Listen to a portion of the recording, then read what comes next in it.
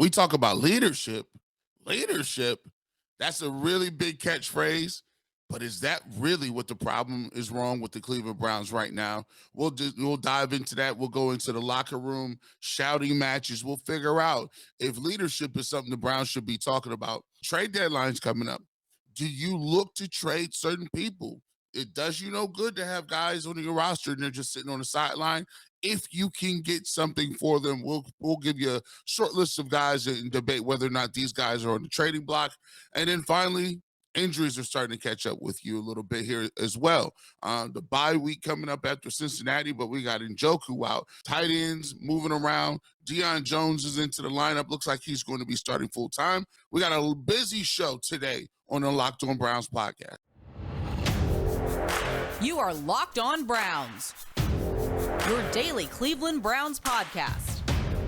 Part of the Locked On Podcast Network. Your team every day.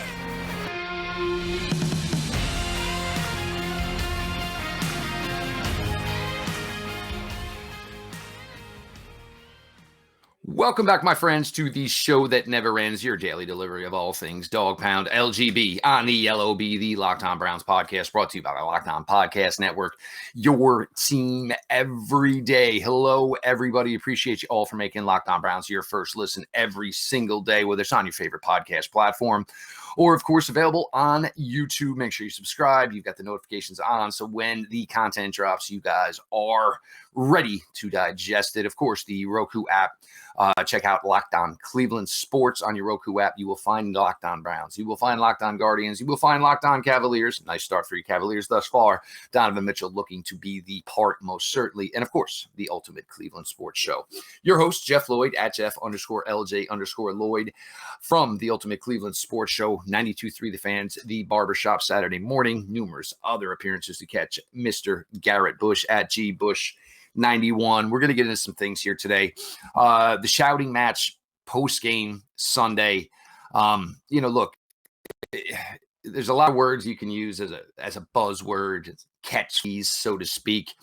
And these things will certainly come to the surface when a team is not doing well. But is it really just using a word as opposed to saying we're all kind of pissed off?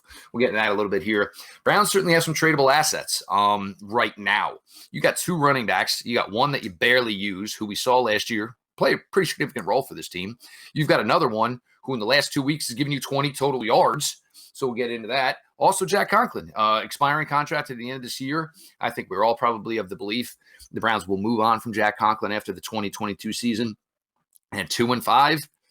What's the holdup in keeping these guys here? And maybe the Browns will wait till after Monday night going into the bye week, like Garrett said. We'll see, though, but certainly names to explore. Farrell Brown, concussion protocol. David Njoku, high ankle sprain, said to be 2 to 5 weeks. Certainly not an injury anybody wants, and with the movement abilities of David Njoku, certainly something's going to hamper him for a bit. Jacob Phillips, 7 solo tackles Sunday against the Ravens. Season over. Last summer, tore his bicep, was able to come back, finish the season this year. In week 7, blows out his pec. His 2022 season is over. Who's in? And for the Browns, starting to come down to the point of, I don't think you're necessarily going to miss some of these guys, but somebody's got to take their places on the field. It's just the way it goes. We're going to get into it here. Now, the 5-minute spat in the locker room Sunday post-game, and apparently over leadership. And some of it, who knows the way this information's, the media's getting it out to us. And I'm sure it's getting, like the old telephone game where you say one thing, it goes through 7 chapters. And basically I tell Garrett, I want a root beer. And the next thing, Garrett says, wait, we're drinking flat beer. The way that type of stuff goes.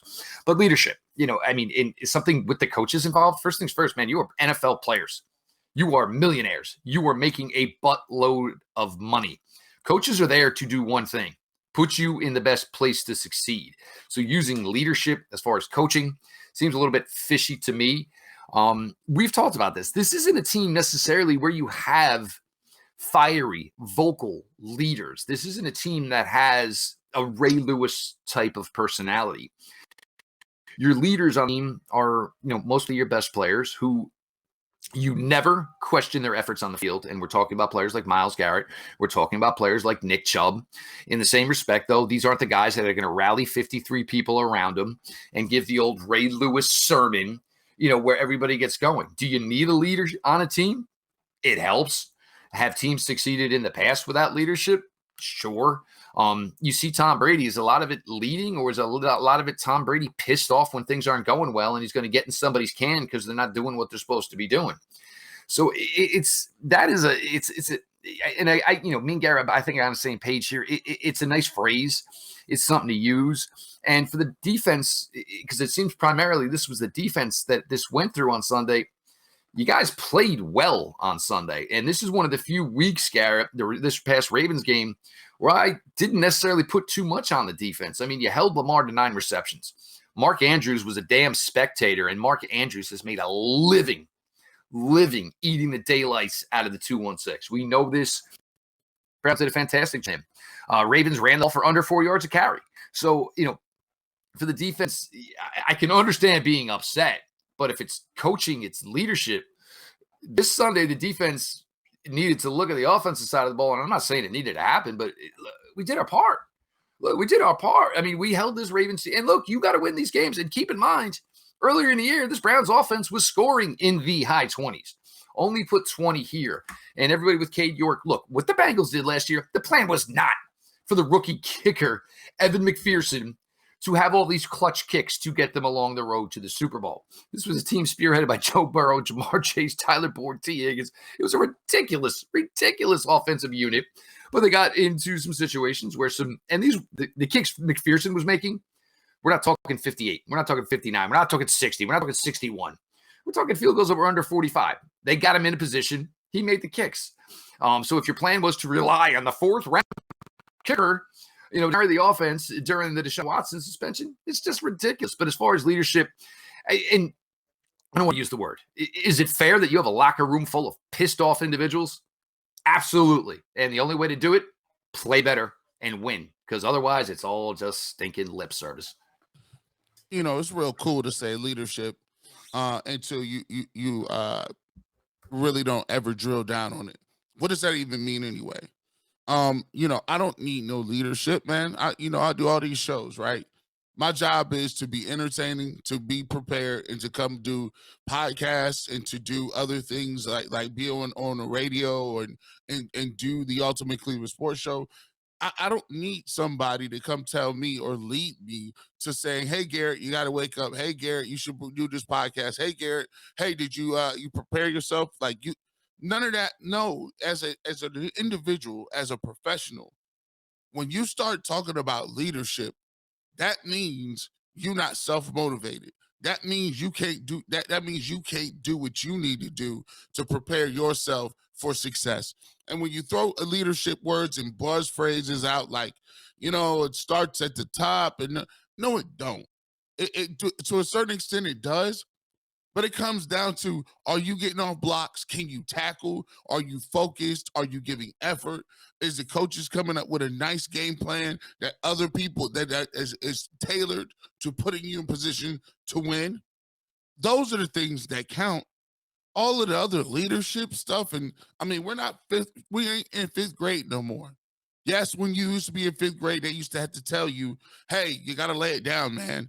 You got to take naps. Your mental health was, your mental capacity to handle adversity was just on a nothing. You couldn't do it. You was a kid. Guess what? We just looking to develop you. One day, that's why they got to give you recess. They got to give you breaks. They give you gym. You take art. But when you get into middle school, they switch it up a little bit. You ain't got recess. We expect you to be able to do things without expending recreation or focusing for longer periods of time. My thing is the Browns do a lot of talk. It's a lot of lip service. It sound good. But the bottom line is win games. Be good. Beat the other guy in front of you. Like that's what it boils down to. And I think now that people kind of use that as a scapegoat. Just we'll throw it out there, or comments like, "Hey, we need to play clean football." No, you need to get better. You need to be doing a lot more than playing clean. because sometimes I'm not even, I don't even know if playing clean is going to help if you got a faulty game plan. So I'm with you, man. For me, it's just all about not hearing that no more. I just want to get to, are you winning games on Sunday or not? And if you aren't winning games on Sunday, you can't blame it on leadership or blame it on these nice catchphrases.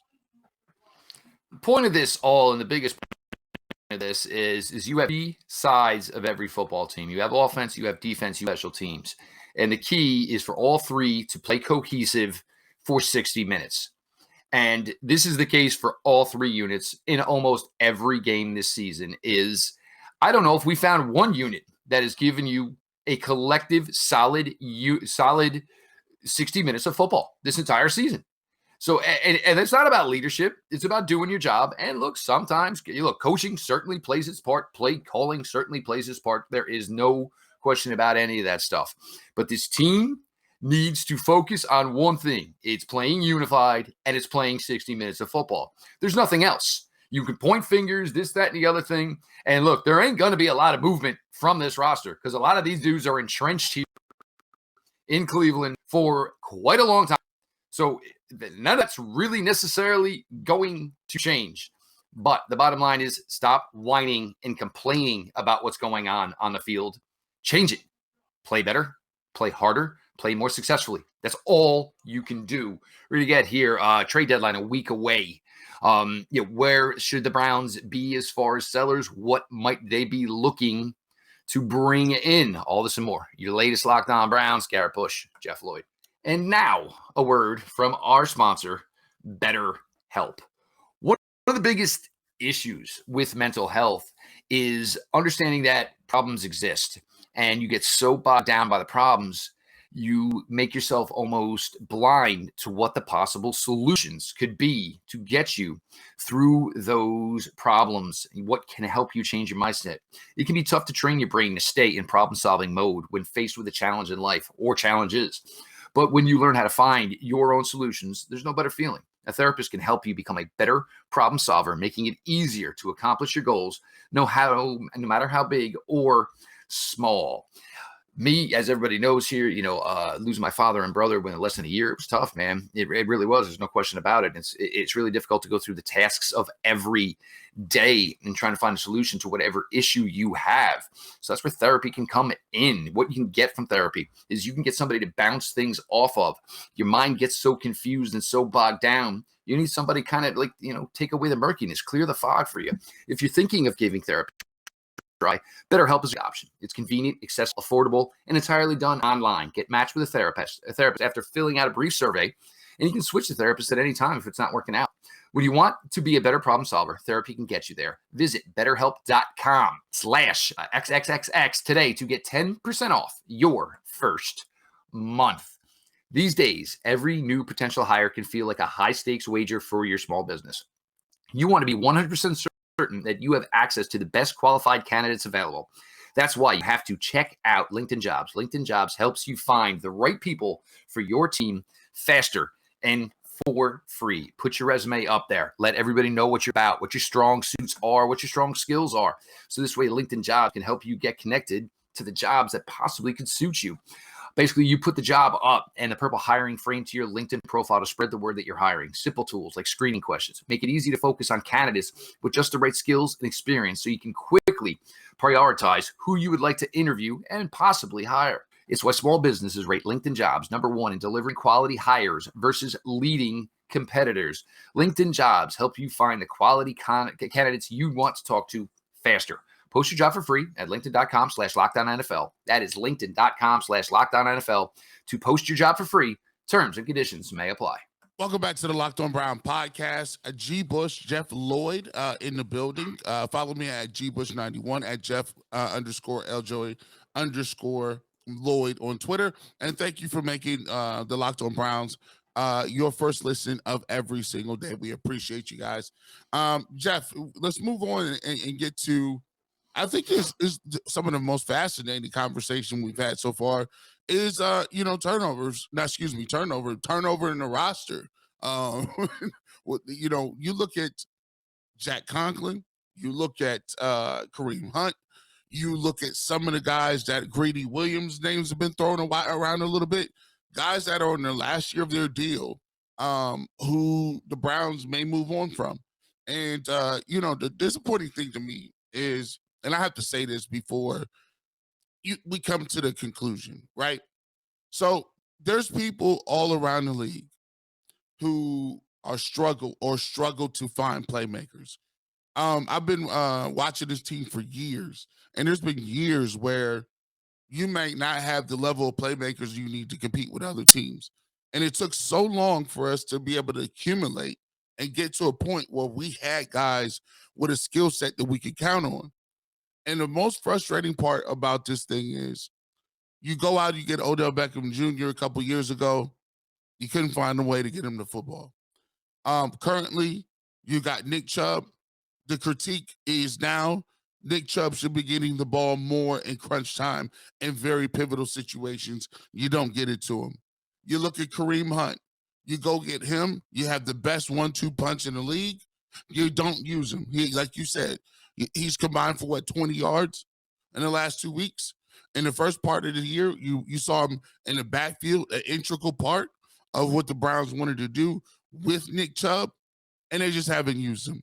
So my thing, the frustrating part is you get these people, you get these playmakers, and you can't do anything with them. You're not innovative. You don't make it a priority to get them to football. And to me, that's just crazy. I don't understand it. Any coach would want playmakers, but it seems like the more playmakers we get, the more difficult it is for Kevin Stefanski to get these guys involved in the game plan. Now, if he's not going to be involved in the game plan, and you're not going to sign him next year, you might as well go ahead and get another guy. You might as well go ahead and trade to see what you can get. The problem is, I don't know who's going to give that up. I don't know what Kareem Hunt's value is. Maybe a fourth, fifth round pick. I don't know what Jack Conklin's upside or for his trade value is. What is that? Maybe fourth, fifth, sixth round pick. See, the problem is you're in a place where those guys are already going to be free agents. Somebody might say, look, I don't want to sign this guy, and then next year or after this year, he's going to be a free agent. What if he doesn't sign here? So it's almost being like a rental, so to speak, when you talk about Kareem Hunt and Jack Conklin. So I'll pose this question to you, Jeff. What is it that you think you can get for him? And do you think that the Browns, that will be signifying waving a white flag if you do trade your starting right tackle or one of your best playmakers? Well, here is the thing with all of this, and this is where you get to it, first of all. The Browns have 5 running backs. You count, obviously, the rookie Jerome Ford, Demetric Felton's still on this roster, Dearness Johnson, Kareem Hunt, and as everybody much wants to scream about Nick Chubb's playing time or Nick Chubb's usage or Nick Chubb's touches, over the last few weeks, he's been like 90% of the running back touches. Dearness Johnson played for this team last year and played, I think, better than anybody probably expected Dearness could. Kareem Hunt in the last 2 weeks has given you 20 total yards. If the point is to get Nick the usage that he does, you certainly don't need everybody else. And I have people, Kareem Hunt's a Pro Bowler. Kareem Hunt was a Pro Bowler in 2017. 2017. So let's not use that as the crutch. Could Kareem Hunt in a more, impactful role, more usage with another team, give you a better return? Probably. And if you really love Kareem Hunt and you want him here long-term, okay, trade him away now. And then once March comes around, go say, Kareem, we know you love it here. We know your relationship with Nick. You know what? We saw the way it worked without you. We'd like to bring you back. But the Browns are also void of draft assets. That's what happens when you make a move like you did to go get Deshaun Watson. Browns gave up a ton. And I know day 3 picks are not going to be anything that's going to satisfy anybody. It's not going to excite anybody. I get it. I do. But to have Kareem Hunt here, and here's going to be the problem for Kareem Hunt. He is in a free agent year. Kareem Hunt is trying to make some bank next year. Guess what? 20 yards over the last 2 games, that ain't making no money. And if this is going to be the opportunity, he's not going to get. And keep in mind, I don't think the Browns are going to do anything trade-wise until after Monday night against the Bengals. I truly believe that because I think they need all hands on deck to get this to 3-5, get to the bye, and see where they are at then. As far as Jack Conklin, James Hudson played well in a couple opportunities this year. Browns carry 11 offensive linemen. There's got to be a reason for this. 11 offensive linemen.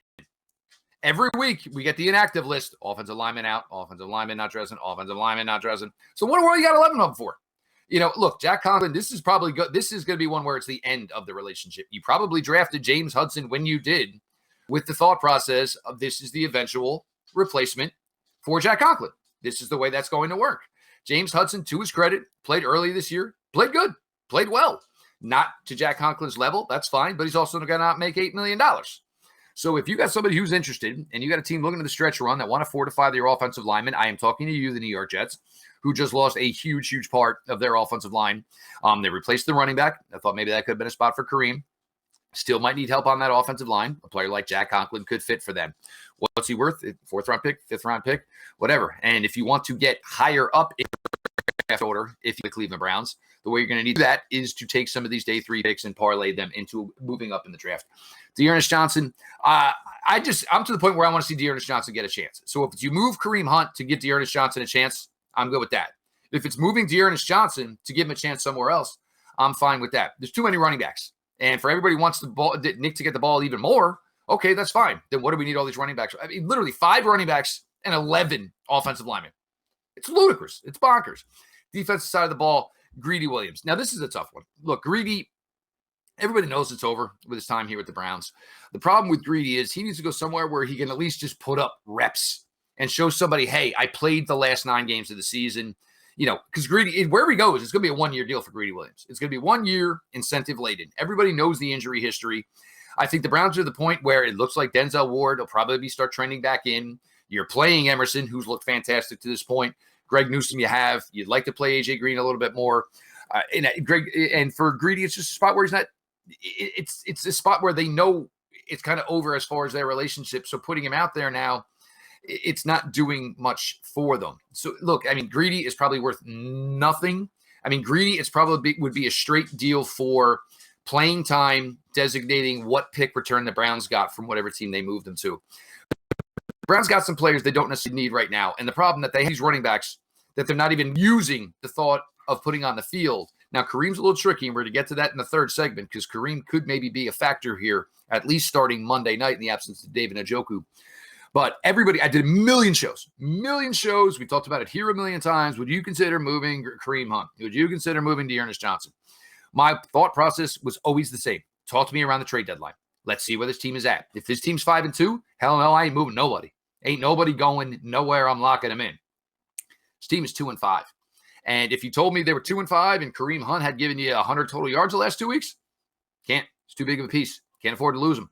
But right now, he's not really a part of it, and he's not getting the production. So you worry about where Kareem's head is at, where Kareem's mind is at.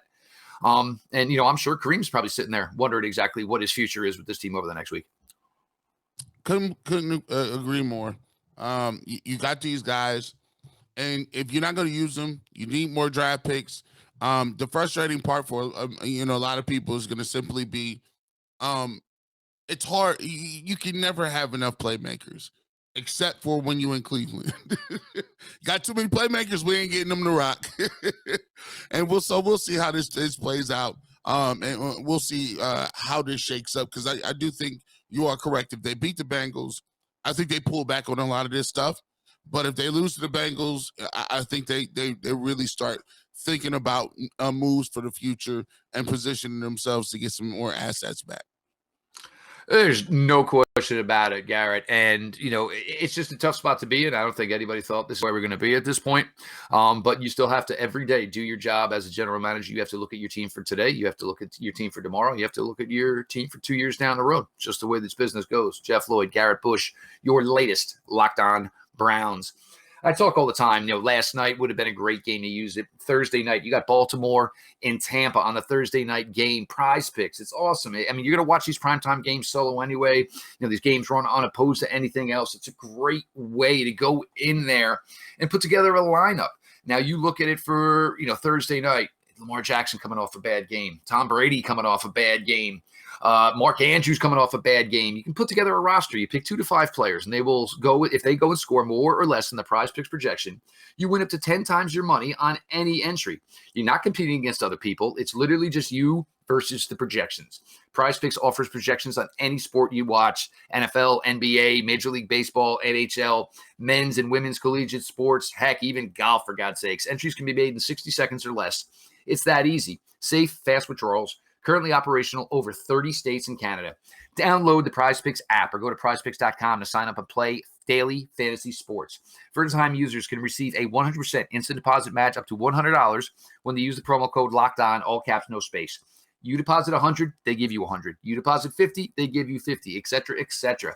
Don't forget to enter the promo code Locked On at sign up for an instant deposit match up to $100. Welcome back to the Locked On Browns podcast. G. Bush and Jeff Lloyd. Make sure you subscribe to the channel. Do that multiple places. I know a lot of people listen to the podcast wherever you download your podcast, but make sure you subscribe to the channel. Let's start to get those numbers back up. You know, it's a bummer with the Cleveland Browns, but, you know, we're still going to be able to deliver thought-provoking content day in and day out. Continue to support. Let's continue to work on those subscription numbers as well. You know, we got into a lot of different areas so far in this thing, but I think one of the things on the horizon is the injuries, Jeff. David Njoku was playing really well. Playing, you know, No doubt. The contract, we talked about it. A lot of people were not happy with the contract. A lot of cats said, why would you be paying David Njoku like a top 5 tight end? He's played great this year. And he's one of the guys that you could use the word great in describing their play so far for a 2-5 football team. He's not going to be there. So there's some areas where you might not be able to do things that you like to do. I believe there's only one tight end that is healthy. Farrell Brown, who they picked up, he's out of this game. It looks like he's going to be out. So now you have Harrison Bryant. So, you know, Stefanski loves tight ends. We've laughed and joked about that for a certain extent. I mean, we even seen the tight end shovel pass last week. So, good gracious, this guy. It worked. So we got you're down that many tight ends. You're down those positions. So this may be a week that you're going to see guys like Anthony Schwartz. Is David Bell get more targets? Are you going to see more passing down the field with Donovan Peoples-Jones? Will you see some situations with Kareem Hunt? We just talked about trading him. Now we're like, hey, give him the rock. Because Kareem Hunt could do some of the same things that David Njoku could do, but just in a different body type. He can catch the ball, can block fairly well. He's difficult to tackle in the open field. Maybe this is the week that I've always been saying that Kareem Hunt to me would be my H-back. I would have Kareem Hunt in a game all the time. If I wanted you run 2 tight ends, run it with Njoku and run it with Kareem Hunt. And then you still look at the versatility you have in your passing game if you have those guys. So I always thought he should be an H-back here, but you know me, that's just me trying to be creative. I can't ask everybody to do that. So what are your thoughts on the situation with Njoku out, and who do you think is going to really fill that void this week? This is where the problem's going to lie Monday night against the Bengals at home on Halloween. A million, and I mean millions of eyes certainly on this game, the only game on the slate for Monday Night Football, of course. David Njoku is a huge part of your running game. There's no question about it. This player has become a full-service tight end. And for anybody, wow, you gave David Njoku top 5 tight end money. Well, I got news for you, folks. David Njoku is a top 5 tight end. So that obviously, you know, whining and bickering is squashed. David Njoku's done everything you can ask of him. So you're going to play Michael Dunn now, who's going to be zero threat in the passing game. And now you're essentially going to have an extra lineman on the field to run the ball. The question is going to be, is all this work that David Njoku does on the rollouts and between the hash marks, who's going to be there for him? Jacoby Brissett is now missing a guy that he looked to for almost double-digit targets a week. There's no way around it. And if you're going into passing situations, Bengals secondary, what are you doing? He ain't going to beat us with Coop. Ain't going to happen. You ain't going to beat us with Coop. Donovan Peoples-Jones has put together some nice weeks. And, I think Donovan, obviously, there's going to be an uptick here. And, of course, Donovan's first prominence in the NFL, of course, was in 2020 when Odell went down with the ACL in Cincinnati. Donovan Peoples-Jones had a monster afternoon that day, game-winning touchdown reception. But who does all this David Njoku work? David Bell, we haven't seen much of David Bell, and we haven't seen much success from David Bell, unfortunately. And I think part of it is where David Bell might win is where David Njoku wins.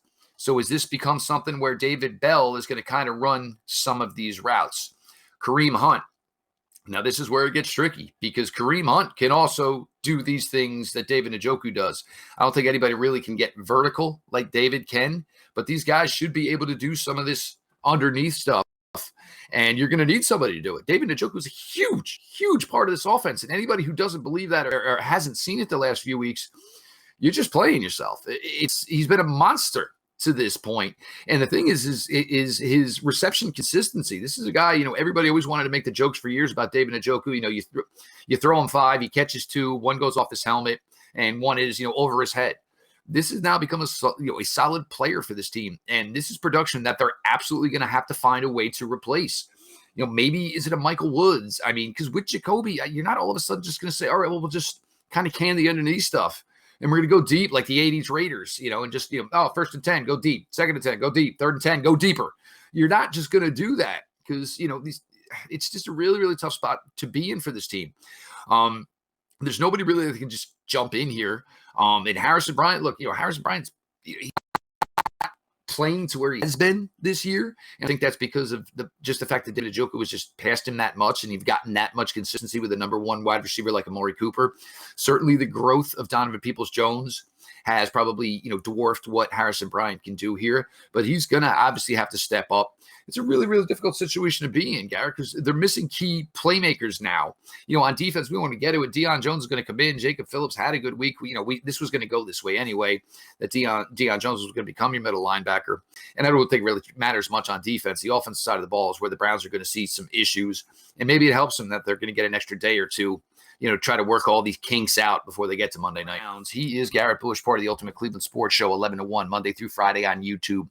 The Barbershop, Saturday mornings, 8 to noon, 92.3 The Fan, pregame, postgame coverage, Browns, Guardians, it was good. Cavaliers, of course. Buckeyes, of course. Make sure you're checking all that out. Make sure you follow at GBush91, myself, Jeff Lloyd, at Jeff_LJ_Lloyd.